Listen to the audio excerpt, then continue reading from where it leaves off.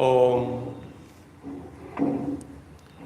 यस्य स्मरणमात्रेण ज्ञानं यत्पद्यते स्वयं स एव सर्वसम्पन्नो तस्मै श्रीगुरवे नमः। वन्दे ब्रह्मशिवाराध्यं पञ्चतत्त्वस्वरूपिणं श्रीहरिपुरुषं वन्दे श्रीजगद्बन्धुसुन्दरम्। वन्देऽहं परमानन्दं महावतारणं परं कृष्ण गौर जगद्बन्धु वन्दे भक्ता जगद्गुरु। वन्दे गुरुनीश भक्तनीशमीशवतारकान् तत्प्रकाशंश्च तत्शक्ति श्रीकृष्ण चैतन्य संगकम्। वन्दे श्रीकृष्ण चैतन्य नित्यानन्दो सहदितो गौरदये पुष्पवन्तो चित्रौ छन्दौ तमनदौ अनारपि। আচ্ছা, এই সাদা পর্দাটা যদি মনে করেন একদম কাচের পর্দা হয়ে যায়, স্বচ্ছ পর্দা, স্ফটিকের ন্যায় যদি স্বচ্ছ শুদ্ধ হয়ে যায়, তাহলে কেউ বলছে হ্যাঁ ওই যে ওই পারে একটা বস্তু দ্রব্য দেখা যাচ্ছে, তাই তো? বলছে এইটা হচ্ছে শুদ্ধ সত্য অবস্থা, শুদ্ধ স্ফটিকের ন্যায় স্বচ্ছ, ওই পারে দ্রব্যটাকে দর্শন করিয়ে দিচ্ছে। কিন্তু এইটুকু ধরেন তো, আহা এত সুন্দর জিনিস একটু ধরে দেখি তো কেমন, এই আবরিত হয়ে যাচ্ছে। কিসের আবরণ? বলছে কাচের আবরণ, স্ফটিক একটা স্বচ্ছ আবরণ দিয়ে দিয়েছে, ধরতে পারি না। তাহলে কি করতে হবে? স্ফটিকের দেয়ালটাকে ভেঙে ফেলতে হবে। বলছে এটা কিভাবে যাবে? বলছে গুণাতীত যদি হয়ে যাও, ত্রৈগণ্য বিষয় বেদা নৈস্তুর্গুণ্য ভাবার্জুন নির্দ্বন্দ্ব নিত্য সত্য সময় আত্মভাব। ত্রৈগুণ্য বিষয় বেদা, জগৎটা ত্রিগুণাত্মক। হে অর্জুন, নির্গুণ হয়ে যাও, আস্বাদন করতে পারবে আমাকে, স্বরূপ তত্ত্ব উপলব্ধ হয়ে যাবে। হ্যাঁ, তাই বলছেন কুর্বন্তুম অহৈতু কিম, অহৈতু কিম, কোনো হেতু নাই, কোনো হেতু নাই, তবুও তাকে ভালোবাসতে মন চায়, কোনো কারণ ছাড়াই। এত ভালো লাগে কেন? ভক্তিম ইত্থদ্ভুতম গুণৌ হরিহি, বলছে এই গুণ থেকে ভগবান উদ্ভূত হয়ে যান। হ্যাঁ, শাস্ত্রে ভাগবতে তিনজনের কথা বলছেন, তিনজনকে ভাগবত আকর্ষণ করেন। কাকে কাকে? মুক্তজন, মুমুক্ষজন আর বুভুক্ষজন। মুক্তজন কারা? বলছে যারা মহাজন যারা রয়েছেন, অসিত, দেবল, ব্যাস, উদ্ধব, এরা হচ্ছেন মুক্তজন। এরা ভগবানের নিত্য মুক্ত পার্ষদ। ভাগবতে 12 জন বৈষ্ণবের কথা উল্লেখ করেছেন। নারদ, সনত আদি কুমার, এই 12 জন এরা হচ্ছেন মুক্তজন, এরা মহাজন, এরা হচ্ছেন মহাজন। যারা মুমুক্ষজন, মুক্ত হওয়ার চেষ্টা করে চলেছেন, বলছেন তারা হচ্ছেন সভাজন।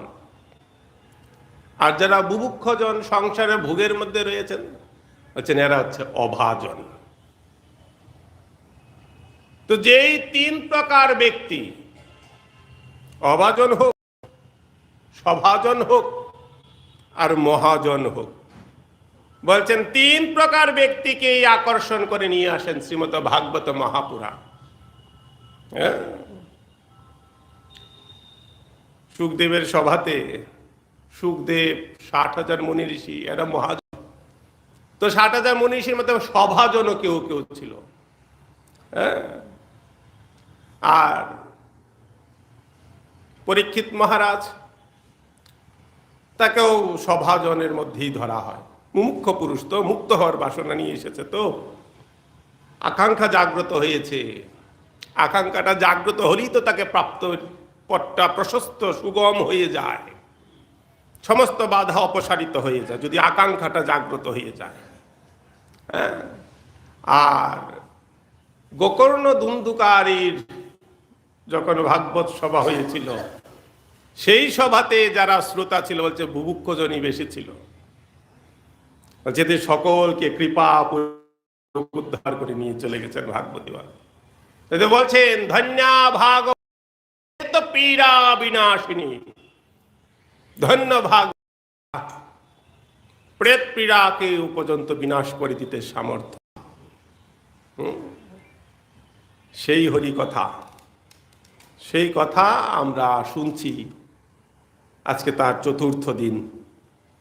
আজকে আমাদের আস্বাদ্য বস্তু শ্রীমদ্ ভাগবত মহাপুরাণের 10ম স্কন্ধের 8ম অধ্যায়, ভগবানের নামকরণ লীলা, তার বাল্য লীলা এবং মৃত ভক্ষণ লীলা।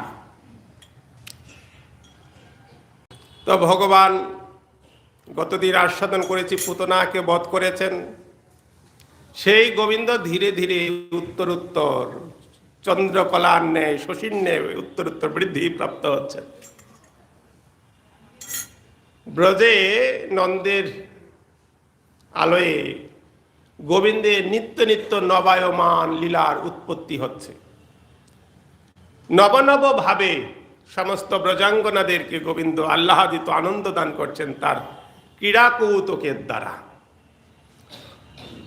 এমন সময় তার কিছুদিন, তার মধ্যে তৃণাবর্তাসুর বধ হয়েছে, শকটাসুরকে বধ করেছেন ভগবান ওই যে অর্ভক লীলার দ্বারা, বাল্যক সুলভ লীলার দ্বারা অবচেতন ভাবেই সব ঘটে যাচ্ছেন। তো এইভাবে ভগবান ক্রমে ক্রমে বৃদ্ধি প্রাপ্ত হচ্ছেন চন্দ্রকলার ন্যায়। বসুদেব বুঝলেন ছেলে তো বড় হতে চলেছে, এখনো তো নামকরণ হয়নি। তো নামকরণের জন্যে অতি সঙ্গোপনে পাঠিয়েছেন কাকে? কুলপুরোহিত গর্গাচার্য। গর্গ পুরোহিত রাজন যদুনাংশু মহাতপহা, যদুগণের মহাতপা তপস্বী এই গর্গাচার্য। ব্রজঙ্গমম নন্দস্য বাসুদেব প্রদোচিতা, বাসুদেবের প্রেরণায় তিনি নন্দীর কাছে এসে, অর্থাৎ নন্দগ্রামে গোকুলে স্থিত হয়েছেন। এসেছেন যে কথাটা যদি জানাজানি হয় তাহলে বিষয়টা ভালো হবে না। বিষয়টা রাখতে হবে সঙ্গ। কেন সংগোপনে রাখতে হবে? কেন সংগোপনে রাখতে হবে? এই জন্যেই, এই যে নন্দ মহারাজের পুত্রটা যে জন্মগ্রহণ করেছে এবং তার পরের দিন থেকে নানাবিধ কংস তার অনুচর চরদেরকে পাঠাচ্ছেন, যেই ব্রজে আসছে সে আর ফিরে যাচ্ছে না, যাওয়ার আর সামর্থ্য রাখতেও পারে না। যে একবার নন্দনন্দনকে দর্শন করেছে, প্রেমের বশীভূত হলেও দর্শন করে যেতে পারে না, আর প্রতিকূলে হলেও আর দর্শন করে যেতে পারে না। ওই যে গতদিন বলেছিলাম তার স্বভাবটাই, তার একটা নামই আছে অচ্যুত। কাউকে তিনি বিচ্যুতি ঘটান না।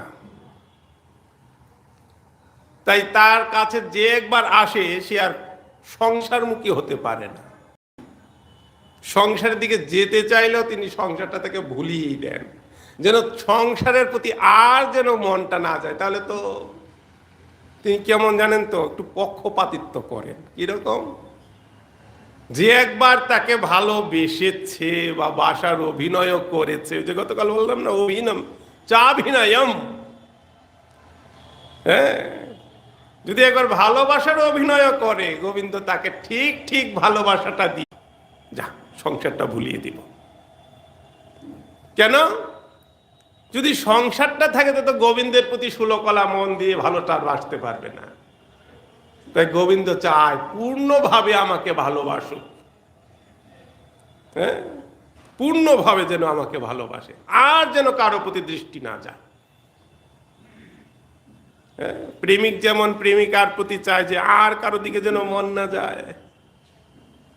যদি প্রেমিকা যদি জানতে পারে যে প্রেমিক কোনো অপরের দিকে দৃষ্টি দিয়েছে, কেন তুমি ওদিকে তাকিয়েছো, কেন, কি ঘটনা, আমি আছি ভালো লাগে না, আমার থেকে বেশি সুন্দর? তো গোবিন্দর একই স্বভাব, যে আমার থেকে আর ভালো কি আছে জগতে, তুমি আর কি দেখতে চাও, আমার দিকে তাকিয়ে থাকো না। আমার রূপের কি কমতি পড়েছে? আমার থেকে বিষয়টা বেশি সুন্দর, বেশিটা আকর্ষণ, বেশি মধু ওখানে। বলছে ওইখানে মধু না, ওইখানে তিক্ততা। আমার দিকে থাকো, আমার দিকে আসো, আমার কাছে আসো, যে মধু আস্বাদন করাবো, আর কোনো মধু তোমার ভালো লাগবে না। হ্যাঁ, তাই কি করেন, যে একবার তার কাছে যায় আর সংসারের দিকে যেতে পারে না। তাই যতজন পাসছেন, শকটসুর, তৃণাবর্তাসুর, পুতনা, সব আর মথুরায় ফিরে যেতে পারে না। কংস তো আস্তে আস্তে অনুমান করতে পেরেছেন যে নন্দের পুত্রটা সামান্য পুত্র না, এটাই হতে পারে আমার কাল। হ্যাঁ, তাই বসুদেব বলে দিয়েছেন গর্গাচার্যকে যে শুনুন, আপনি কিন্তু সংগোপনে কাজটা সেরে আসবেন, কংস যেন জানতে না পারে। যদি কংস জেনে ফেলে তো মহা বিপদ হয়ে যাবে, অনর্থ ঘটিয়ে ফেলবে কংস। তারপর আবার যশোদা কন্যাটা যখন আসলো, এসে সঙ্গে সঙ্গে বলে দিল, কংসকে আভাস দিয়ে গেল যে হয়ে গেছে তোমার ঘটনা, অপেক্ষা করো। সেই থেকে কংসের দৃষ্টি পড়েছে ব্রজের দিকে। হ্যাঁ, তাই কাজটা গোপনে সারতে হবে।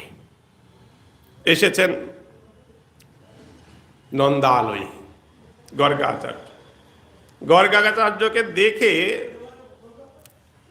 একটা কথা বলেছেন, প্রণাম করি, একে তো মহাজন, মহৎ ব্যক্তি, মহৎ বিচলন নীনাং গৃহীনাং দীন চেতসাম নিঃশ্রেয়স ইয়াস ভগবান কল্পতে নান্যথা ক্বচিৎ।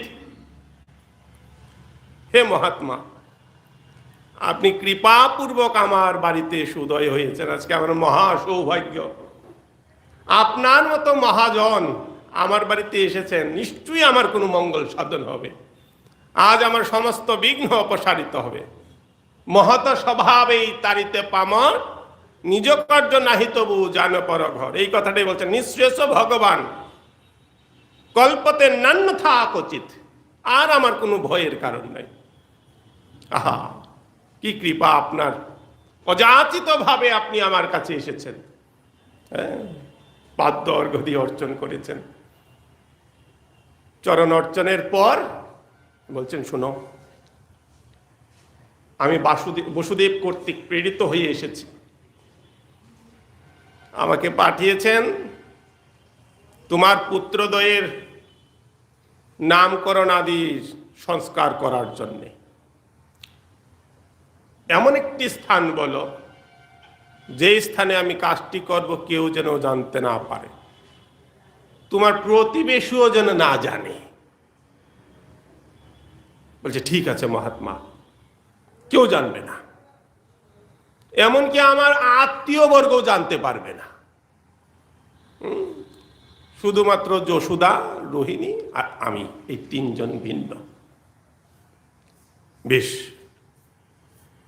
একে তো মধ্যাহ্নবেলা সবাই, সমস্ত গোপগণ গোষ্ঠীর দিকে গোচারণে গিয়েছে, আর গোপীগণ যারা আছেন নিজ নিজ স্ব কাজে ব্যস্ত। তাই এই সময়ে কেউ আর নন্দালয়ের দিকে আসবে না। তথাপিও সুরক্ষার জন্যে আপনি গোষ্ঠের একটা প্রান্তে বসে নির্বিঘ্নে কাজটা সমাধান করবেন। আবার কোথাও কোথাও বলেছেন ব্যাখ্যা করতে গিয়ে যে গোয়াল ঘরের মধ্যে কাজটা সমাধান করবেন। বেশ, যাও যাও, অতি সত্তর পূজার জোগাড় আদি সব করে দাও। তো সমস্ত পুজো উপকরণ মুহূর্তে সংগ্রহ করে ঘরের অভ্যন্তরে ডেকেছেন। তো এইখানে গোস্বামীগণ একটা কথা বলছেন, কি, মা যশোমতী শুনেছেন গর্গাচার্য অত্যন্ত ত্রিকালজ্ঞ পুরুষ।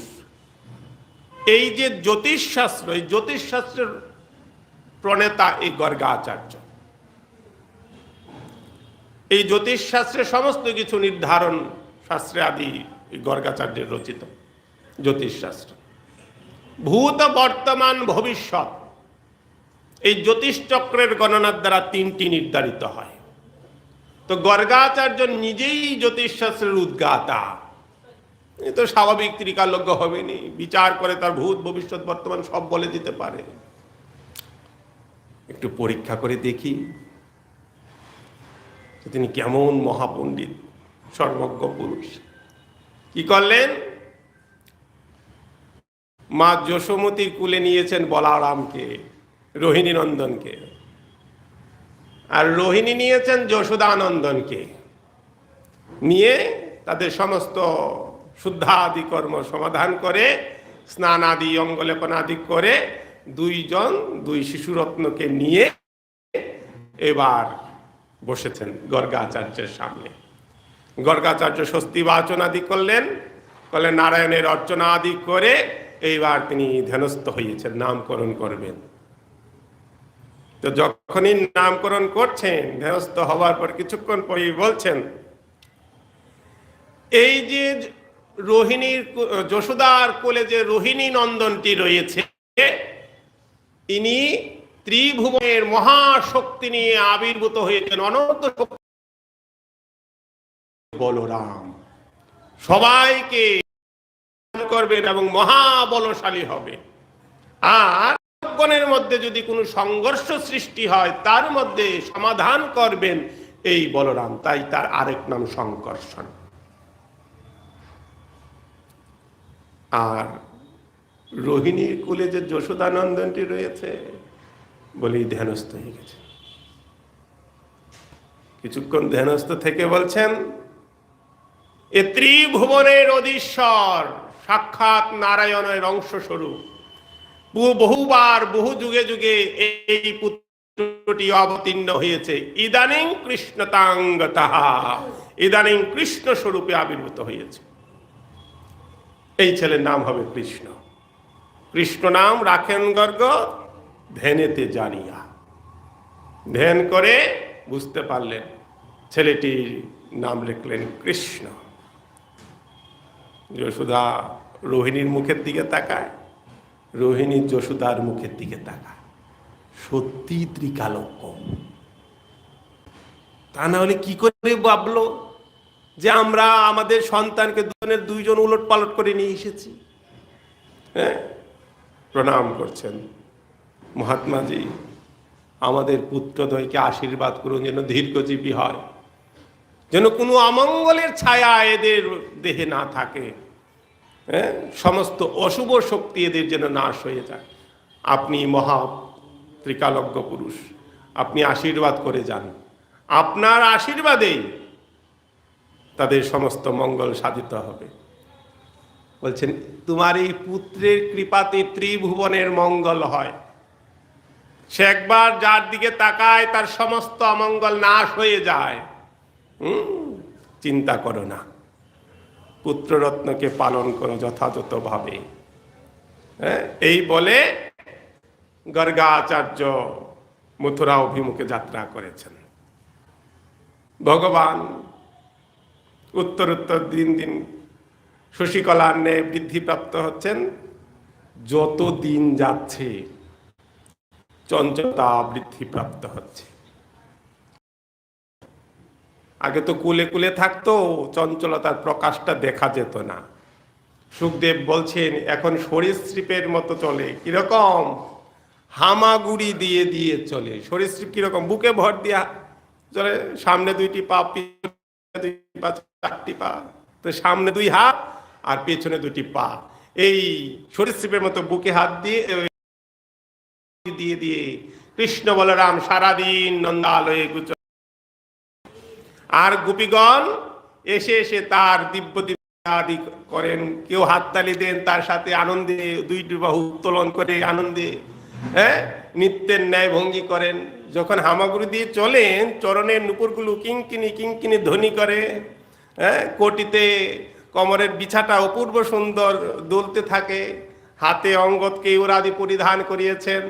হ্যাঁ, অপূর্ব সুন্দর ঘন চিকন কুচনো কেশ চারপাশে দুলতে থাকে।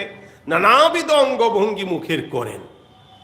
এই দেখে নন্দালয়ের ভিড় উত্তর উত্তর বৃদ্ধি প্রাপ্ত। এই যোদার পুত্রকে দর্শনের লালসা এমন নব নব চালনা পরিচালনা করে মন হরণ হয়ে যায়। মন চায় না যশোদার ঘর থেকে যাই। হ্যাঁ, যশোদার অঙ্গনটা ছাড়তে কারো মন চায় না। সবাই এসে এসে শুধু দর্শন করে। হ্যাঁ, কিন্তু যেতে তো হবে, গৃহস্থালির কাজ তো আছে। যায় আর পিছন পানে তাকায়, আরেকটু দেখি আরেকটু দেখি। বলছে এইভাবে যখন উত্তর উত্তর বৃদ্ধি, এবার একটু দাঁড়াতে শিখেছে। এতদিন তো হামাগুড়ি দিয়ে চলতো, ইচ্ছা করলে অনেক কিছু করতে পারতো না। এবার যখন একটু একটু হাঁটা শিখেছে, বলছে যশোদার চঞ্চলতার আর শেষ নাই। যশোদানন্দনের চঞ্চলতা, যশোদা সারাদিন তার পিছনে দৌড়িয়ে ছুটিয়ে পারে না। এই গিয়ে সাপের গর্তে হাত দেয়, এই গিয়ে পাখিটা উঠছে, পাখিটার পিছনে দৌড়াতে ধরতে যায়। হ্যাঁ, বাছুরগুলো আছে, বাছুরগুলোর লেজ ধরে টান দিয়ে তার পিছনে ঝুলতে শুরু করে। হ্যাঁ, এইভাবে নানাবিধ দিব্য দিব্য অপূর্ব লীলা যশোদানন্দন এবং বলরাম রোহিণী নন্দন আদি করছে। তাদের চঞ্চলতায় মা যশোদা রোহিণী ঠাকুরানী একেবারে কখনো কখনো ব্যতিব্যস্ত হয়ে পড়েন। হ্যাঁ, কখনো বা কোনো কোনো গোপাঙ্গনাদের বলেন একটু দেখতো, আমি ঘরের কাজটা সেরে আসি। এই বলে গোপাঙ্গনাদের মহাভাগ্যের উদয় হয়, হায় হায় আমরা যশোদানন্দনের একটু সেবার সুযোগ প্রাপ্ত হয়েছি। এইভাবে গোবিন্দ নানাবিধ লীলা আদি করছেন। তার থেকেও যখন একটু বয়ক্রম বৃদ্ধি প্রাপ্ত হয়েছে, এইবার কি করেন? এবার গোপীদের ঘরে ঘরে আনাগোনা শুরু হয়েছে তার। এতদিন তো নিজের বাড়িতে উৎপাত ছিল, নিজের সকলেই তা আনন্দ উপভোগ করতেন। এইবার অপরের ঘরে গিয়েও উৎপাত করেন। কি করেন? শিখাতে দধি ভাণ্ডটা রয়েছে, ওইটাকে যদি না পারে কোনো কিছু দিয়ে গুঁতো দিয়ে ভেঙে ফেলে। হ্যাঁ, বানরগুলো রয়েছে, জানেন তো বৃন্দাবনের বানর শ্রেষ্ঠ বানর। ত্রিভুবনে এমন বানর আর ত্রিভুবনে কোথাও পাবেন না। হ্যাঁ, এত সুন্দর বানর, আপনাকে বলতে হবে না, আপনার সব আপনাকে নিয়ে চলে যাবে।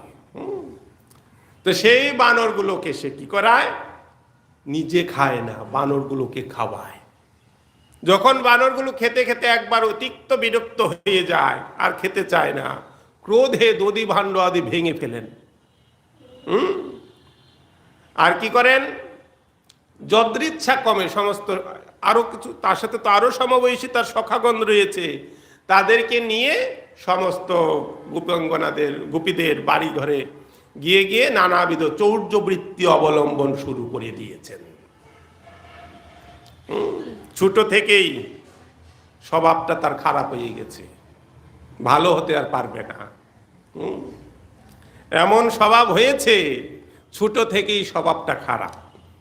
হ্যাঁ, তাই বলছেন যে যশোদা নন্দন এইরকম অবস্থা, হ্যাঁ, চুরি করার হাতটা তার ছোট থেকেই, সেইটা একেবারে গৌর অবতারে এসে পৌঁছেছে। ঘরে ঘরে চুরি, এবার জগৎবাসীতে চুরি। হাত একদম বড় পাকা হয়ে গেছে। দেখুন, ভাগবতে একটা সুন্দর বাক্য শ্লোক বলেছেন, একাদশ স্কন্ধের 11তম অধ্যায়। উদ্ধবকে বলছেন যে শুনো,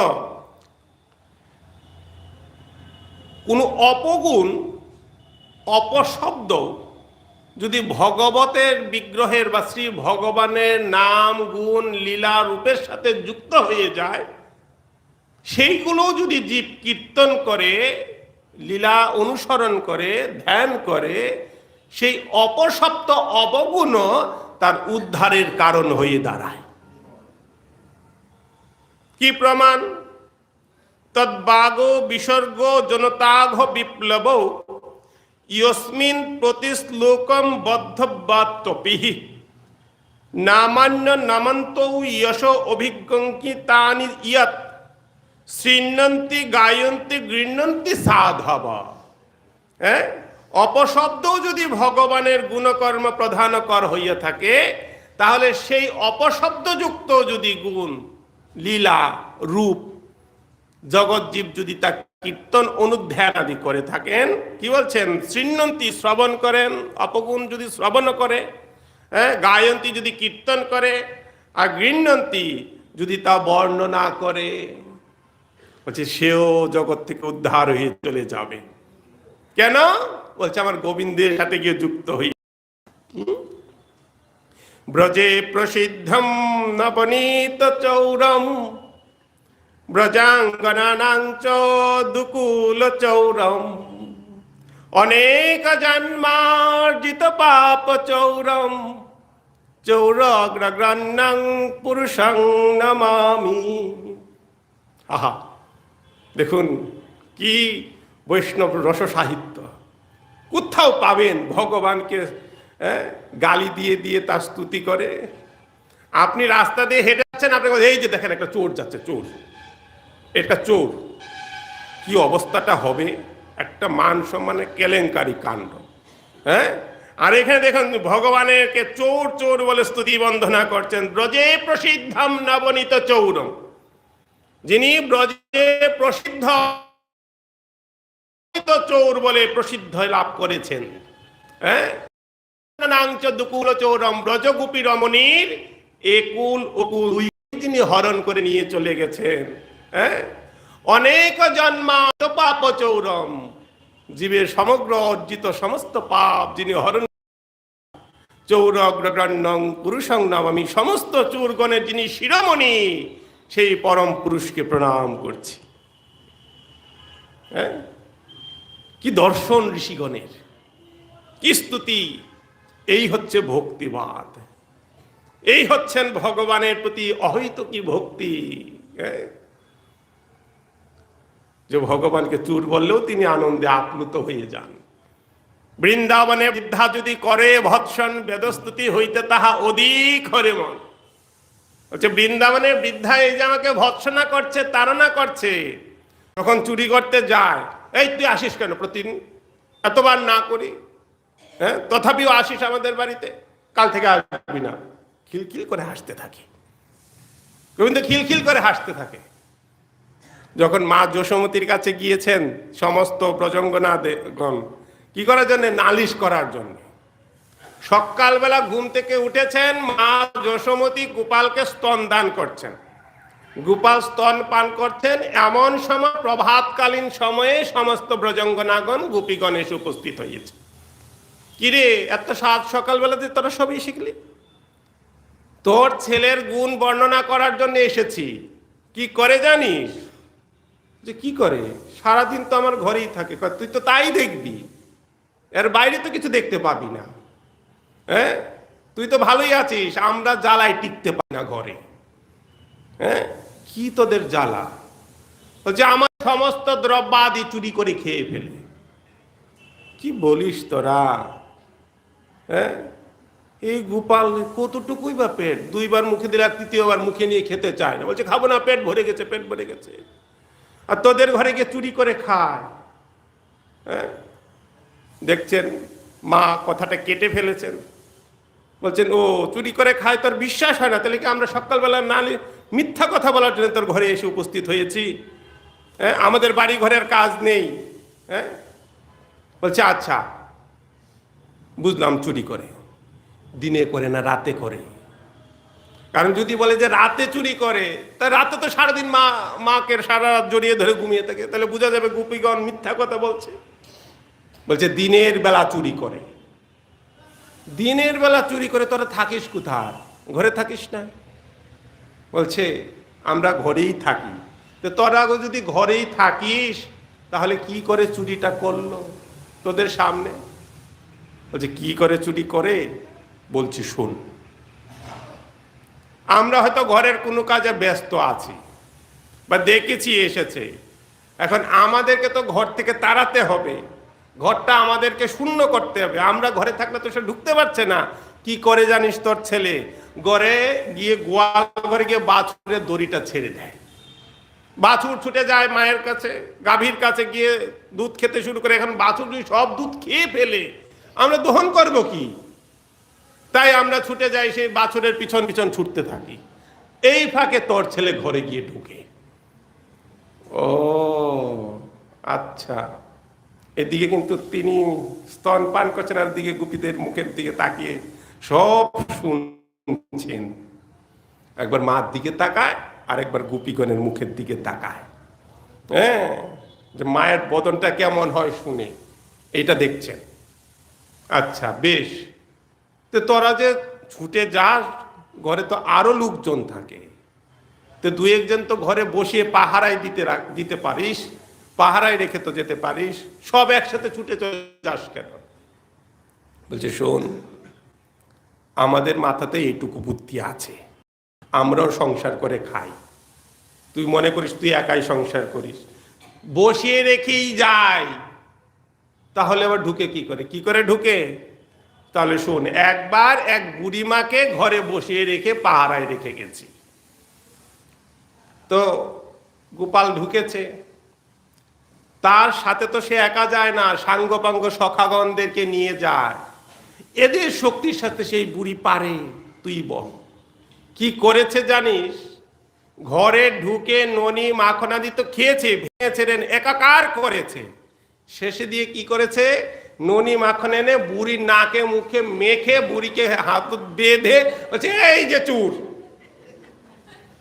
এই বুড়ি হচ্ছে চুর, এই দেখো হাতে মুখে সমস্ত ননি মাখন লেগে আছে। আর আমাদের পাড়া গায়ে বলে বলে বেলায় আমরা বলে চুরি করে খাই। এই যে দেখো চুর ধরেছি, চুর ধরে যে বেঁধে রেখেছি থামের সাথে, আসো আসো আসো। সেই পর থেকে আর কেউ ঘরে পাহারা থাকতে চায় না। মা যশোমতী শুনছেন। আচ্ছা, তোরা খাবারগুলো একটু উঁচুতে রাখতে পারিস না? উঁচুতে তুলে রাখলে, ছিকাতে তুলে রাখলে তো আর নাগাল পাবে না। সেই পরীক্ষাও আমাদের হয়ে গেছে। কি করে? উদুখোলের উপরে দাঁড়ায়। সমস্ত বর্ণনা সুখদেব বলেছেন সূত্র আকারে, গোস্বামী পাদগণ তা ধ্যানে তার উক্তি বিস্তার থেকে বিস্তারতর বিস্তারতম করে দিয়েছেন। হ্যাঁ, বলছেন সেই উদুখোলের উপর দাঁড়িয়ে যদি তাও নাগাল না পায়, কোনো সখার স্কন্ধে আরোহণ করে, সেই সখার স্কন্ধে আরোহণ করে শিকা থেকে সেই সমস্তগুলো পারে আর খায়। আচ্ছা খাক, তাতে আমাদের কিছু যাবে না। আমরাও গোপালকে ভালোবাসি, তোর ছেলের একেবারে দেখতে পারি না তা মনে করিস না কিন্তু যশোদা, তা আমরাও চাই গোপাল খাক, কিন্তু সে তো নিজে খায় না। কি করে, ওই যে দরজা জানালাগুলো সব খুলে দেয়, বানরগুলো ঢুকে সব বানরগুলোকে খাওয়ায়। বানরগুলো খেতে খেতে যখন অতিষ্ঠ হয়ে যায় তখন কি করে জানিস, রেগে গিয়ে বলে, ছুঁড়ে ছুঁড়ে দেয় আর বলে, নে খা, আমার ঋণ শোধ কর। কিসের ঋণ কি বলে না বলে বুঝতে পারি না। তার কিসের ঋণ আবার তোর ছেলের? পূর্বলীলার ঋণ রয়েছে। রাম অবতারে বানরগণের সাহায্যে মা সীতা ঠাকুরানী উদ্ধার করেছেন, সমুদ্র বন্ধন করেছেন, সমস্ত রাক্ষসাদি নিধন করেছেন। বলছেন প্রভু অকৃতজ্ঞ নন, আমার গোবিন্দ কিন্তু অকৃতজ্ঞ নয়। হ্যাঁ, কেউ যদি একদল তুলসী আর এক গুন্ডু জল দিয়ে যদি বলে গোবিন্দ গ্রহণ করো, পত্রম পুষ্পম ফলম তুম ইয়মে ভক্তা প্রয়চ্ছতি তদুহম ভক্ত পরিতমস্নামি প্রয়তাত্মনঃ। আমি অকৃতজ্ঞ নই, সবার সবকিছু গ্রহণ করে তার থেকে অধিক তাকে দেওয়ার চেষ্টা করি। হ্যাঁ, শুধুমাত্র পত্র পুষ্প জলের দ্বারাই আমি সন্তুষ্ট হয়ে যাই, অধিক কোনো উপচার আমার সেবাতের প্রয়োজন লাগে না। শুধু একটু ভক্তিটা মিশ্রিত করে দিতে হবে। যদি একটু ভক্তিটা মিশ্রিত করে দিতে পারো, আর কিছু চাইবে না তোমাদের কাছে, ওইটুকু দাও আমাকে, বাস, আমি গ্রহণ করে নিয়ে চলে যাব।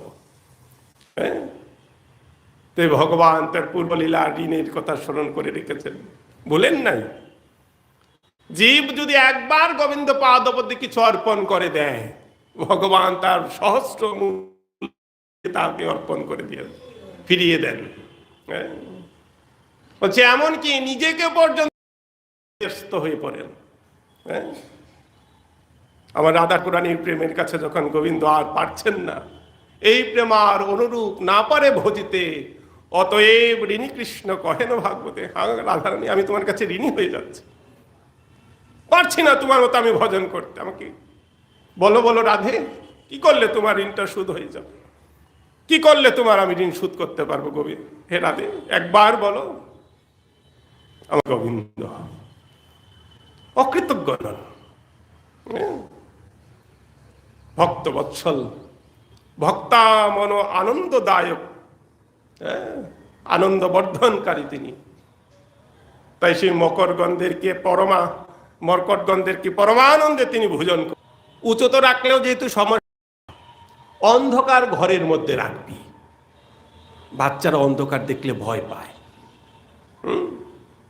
বলছে যশোদা তুই তো চোখের মাথা খেয়েছিস, হ্যাঁ, একটু ভালো করে ছেলেটার দিকে তাকিয়েও দেখিস না, তোর ছেলেটার অঙ্গ থেকেই আর অঙ্গ একটা জ্যোতি বিচ্ছুরিত হয় নীল মণির মতো, আর ওই যে অঙ্কের নানাবিধ অলঙ্কার মণিস্বরূপ আভরণগুলো যে দিয়েছিস, তার সাথে অঙ্গপ্রভা যুক্ত একটি অপূর্ব শোভা জ্যোতি বিস্তার করে।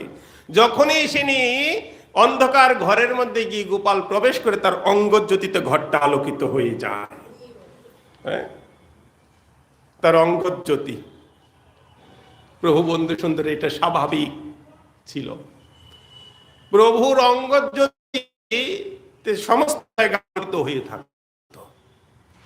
প্রভুর ভগবত্বে এমন ভাবে ছিল যার জন্য প্রভুর কাছে কেউ ঘেঁষতে পারত না, সাধারণ জীব প্রভুর কাছে আসতে পারত না। প্রভু এক সময় বলেছেন, যখন গম্ভীরাতে প্রবেশ করেছেন এবং গম্ভীরা শেষ ভাগে যখন প্রভু বলছেন, তৎপূর্বে প্রভু বলেছেন সমস্ত বিষ্ণু লক্ষণ লোপ করে জীব হয়ে জীবের সাথে মিশে যাব। এই যেগুলো বিষ্ণু লক্ষণ, ভগবত লক্ষণ, প্রভুর অঙ্গজ্যোতি সর্বসময় দেখেন প্রভুর অঙ্গটা আবরিত থাকতো। ব্রজে যখন ছিল, ঘুমটাও আলী বলে প্রভুকে ডাকতো, ঘুমটা দিয়ে সবসময় থাকতো প্রভু, নিজ অঙ্গজ্যোতি যেন কারো না করতে পারে। প্রভুর একটা নামই আছে ঘুমটাও আলী, সবসময় ঘুমটা দিয়ে আবরণ দিয়ে নিজেকে আচ্ছাদনের মধ্যে রাখতেন। হ্যাঁ, এটা জীবের, এটা ভগবানের স্বাভাবিক। বলছে এগুলো তার ভগবত লক্ষণ, এ দেখেই তিনি ভগবান। হ্যাঁ, তো কৃষ্ণ অঙ্গে তদ্রূপ অঙ্গজ্যোতি। এইটা আবার শ্রীমান মহাপ্রভুর শ্রী অঙ্গে ছিল না। কেন? মহাপ্রভু ভক্তভাব অঙ্গীকার করে এসেছেন তো, প্রচ্ছন্ন অবতার। হ্যাঁ, থেকে থেকে ভগবত তত্ত্ব স্ফূর্তি হয়ে যেত, কিন্তু সঙ্গে সঙ্গে মহাপ্রভু সেটা দিতেন। যেমন অগ্নি ছায়ে চাপা পড়ে আছে, তেজটা ভিতরে, বাইরে তার আভাস বোঝা যাচ্ছে না, তার কাছে গেলেও কেউ সেটা ধরতে পারে না। শ্রীমান মহাপ্রভু সেই প্রচ্ছন্ন অবতার, তাই বলা হয় শাস্ত্রে।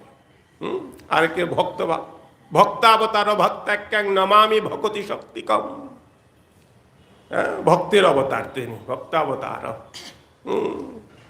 তো বন্ধু সুন্দরী তো আজকে যশোদাকে বলছেন, তো ছেলেটার দিকে একটু তাকিয়ে ভালো করে দেখি।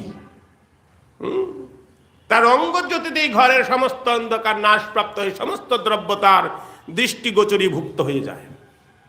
হ্যাঁ, তাহলে সমস্ত কিছু করে। আচ্ছা শোন, এত কথা বলছিস তো, হাতে নাতে ধরে নিয়ে আসিস, সেদিন বিশ্বাস করব। গোপাল তাকিয়ে দেখে মা বিশ্বাস করছে না ব্রজঙ্গনাথের কথা। মা বিশ্বাস করে না। বলছে ঠিক আছে, হাতে নাতে ধরে নিয়ে আসবি, সেই দিন বিশ্বাস করব। পাশুপানন্দের স্ত্রী দাঁড়িয়ে আছেন। শোন যশোদা, এতদিন তো কিছু বলি নাই, আজকে বলি, যেহেতু বললি ধরে নিয়ে আসার কথা। আমার ঘরে একদিন গিয়েছিল, আমি হাতে নাতে তোর ছেলেকে ধরেছি। ধরে যখন নিয়ে আনবো, তোর বাড়িতে আসছি, কুলে করে নিয়ে আসছি, এমন সময় সখাগণ মাঠে খেলা করছেন। তো সখাগণ যদি দেখে ফেলেন গোপালকে ধরে নিয়ে আসছি, গোপাল চিৎকার করবে, ওইগুলো চলে আসবে, আমার কুল থেকে ছাড়িয়ে নিয়ে চলে যাবে, আমি আর ধরতে পারবো না। নিজের আঁচলটা দিয়ে ঢেকে দিয়েছি গোপালকে, যাতে দেখতে না পায়। যখনই তোর বাড়ির প্রাঙ্গণে এসে আঁচলটা ছড়িয়েছি, দেখি আমার ছেলে, যে নিজের ছেলেকে ধরে গোপাল মনে করে নিয়ে চলে এসেছে। কি আর বলবো। গোপাল বলছে, শোনো, আজকে তো ছেলের রূপ ধারণ করেছি, আরেকদিন যদি ধরো তোমার স্বামীর রূপ ধারণ করব। তুই বলিস ধরে আনার কথা। এইভাবে নিত্য নিত্য নব নব লীলা করছেন আমার নন্দনন্দন ভগবান। কিন্তু এই লীলাগুলো গোপীগণের আনন্দ বর্ধনের জন্যই তিনি করে থাকেন। তিনি কিসের জন্য এসেছেন? হ্যাঁ, আনন্দকে আস্বাদন করবেন বলে। আনন্দ ঘন পুরুষোত্তম, লীলা পুরুষোত্তম। এই নানাবিধ লীলার দ্বারা সমস্ত ব্রজঙ্গনাগণদেরকে আনন্দ দিবেন, নিজেও আনন্দকে আস্বাদন করবেন। এইটি তার কাজ। এই জন্যেই তিনি স্বস্বরূপে ভূমণ্ডলে এসে অবতীর্ণ হয়েছেন ব্রহ্মার একদিনে। তার আর কোনো কাজ নাই, কাজই হচ্ছে আনন্দকে আস্বাদন করবে। তাই তিনি লীলা পুরুষোত্তম। এইভাবে যখন লীলা করছেন, এর মধ্যে কোনো একদিন তো মা কড়া করে নিষেধ করে দিয়েছেন, শোন, কারো বাড়ির দিকে যাবি না, কিন্তু প্রত্যেক দিন তোর জন্য নালিশগুলো শুনতে হয়, সকালবেলা তোর নামে নানান কথা শুনতে হয়। মা খুব করে শাসন করেছেন। ওই দিকে ব্রজঙ্গনাগণ যে নালিশগুলো করতে আসেন গোপালের জন্যে, গোপালের প্রতি বিরক্ত বা বিতৃষ্ণা বা কোনো রকম শত্রু ভাবাপন্ন হয়ে নয়। তাহলে নালিশগুলা করেন কেন? হ্যাঁ, নালিশগুলো করতে আসেন এই জন্যে, সকালবেলা যদি কেউ আপনার বাড়িতে আসে আপনার পুত্ররত্নকে দর্শনের জন্যে, একদিন, 2 দিন, 3 দিন, প্রতিদিন যদি কেউ আপনার সন্তানকে দেখতে আসে, আপনার কি মনে হবে? এ তো আমার সন্তানের প্রতি কুদৃষ্টি দিবে, আমার ছেলেটাকে ভালো চোখে দেখছে না, আমার চোখে নজর লেগে যাবে। তাই গোপাঙ্গনাগণ যে আসেন, যেন যশোদা বুঝতে না পারেন যে তারা তার সন্তানের দর্শনের জন্য এসেছেন, তাই তারা ওই নালিশের অজুহাতটা নিয়ে নন্দালয়ে এসে উপস্থিত হন। ওই কথাগুলো বলেন, আর যাওয়ার সময় ইশারা করে বলেন, আবার যেও, আবার যেও। হ্যাঁ, এইটা মা যশোমতী জানেন না। তো আজকে যখন এইভাবে অনেক ভাবে নালিশ করেছেন, বলছেন শোন গোপাল, কারো বাড়িতে যাওয়া চলবে না, এই ঘরে বসে থাকবি। 2 দিন গত হয়েছে, বাড়ির আঙিনাতেই 2-3 দিন ধরে খেলাধুলা করছেন সখাদেরকে সাথে নিয়ে। এর মধ্যে একদিন কি করেছেন, সমস্ত সখা সবে মাত্র 2 দিন হয়েছে, কারো বাড়ি যেতে দেই নাই। এখন যদি ব্রজরমণীগণ শুনে যে তোর ছেলে মাটি খাচ্ছে, অর্থাৎ তুই খেতে দিস না, তাই তো আমাদের বাড়িতে চুরি চুরি করে করে খায়। এই দেখ 2 দিন খেতে আসে নাই আমাদের বাড়িতে, এই দেখ তোর ছেলে মাটি খাচ্ছে, খাবার পায় না, তো কি করবে, মাটি খা। কি অনাথ কাণ্ড হবে, অনাথ সৃষ্টি হবে একটা। এটা যদি রটনা হয়, মা ছুটে তুরন্ত এসেছেন গোপালের কাছে, এসে বলছেন, কিরে গোপাল, তুই বলে মাটি খেয়েছিস? হ্যাঁ, যে না না, মাটি খাবো কেন, মাটি খানি, মুখের মধ্যে মাটি, মুখ খুলছে না, তো খুললেই তো বেরিয়ে যাবে। মাটি খেয়েছিস? তো দাদা বলাই মিথ্যা কথা বলছে।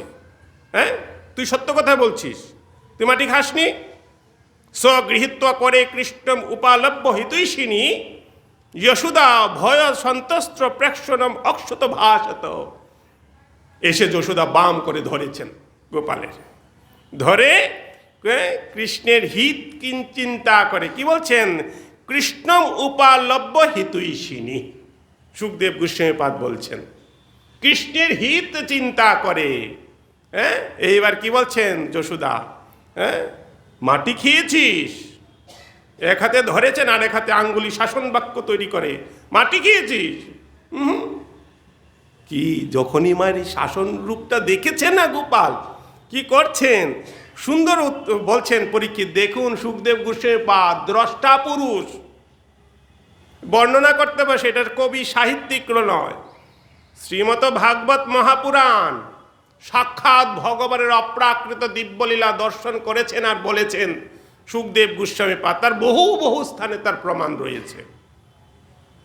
হ্যাঁ, এটা কোনো সাহিত্য বর্ণনা কীর্তি নয়, বসে বসে গল্প করছে না শুনছে তা নয়, কিন্তু আত্মস্থ হয়ে যাচ্ছে সুখদেব। হ্যাঁ, দর্শন করছেন যশোদা ভয় সন্ত্রাস প্রেক্ষণম অক্ষত ভাসত।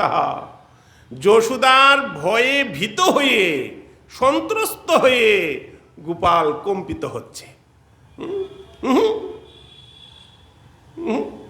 মাটি খাই। শ্রীকৃষ্ণ ওয়াচ, এবার কৃষ্ণ কথা বলছেন, নাহং ভক্ষিত বানহ সর্বে মিথ্যাভিশংসন। হে মা, আমি মাটি খাইনি, সব মিথ্যা কথা বলছে, সব মিথ্যা কথা বলছে, তুই একা সত্যবান। হ্যাঁ, সব মিথ্যা বলছে বলছে বলছে সর্বে মিথ্যা বিশংসিনঃ, সব মিথ্যা কথা বলছে। যদি সত্য গিরস্তর্হি সমক্ষ পশ্চ মে মুখম, যদি তোমার আমার কথায় বিশ্বাস না হয় আমার মুখটা দেখো।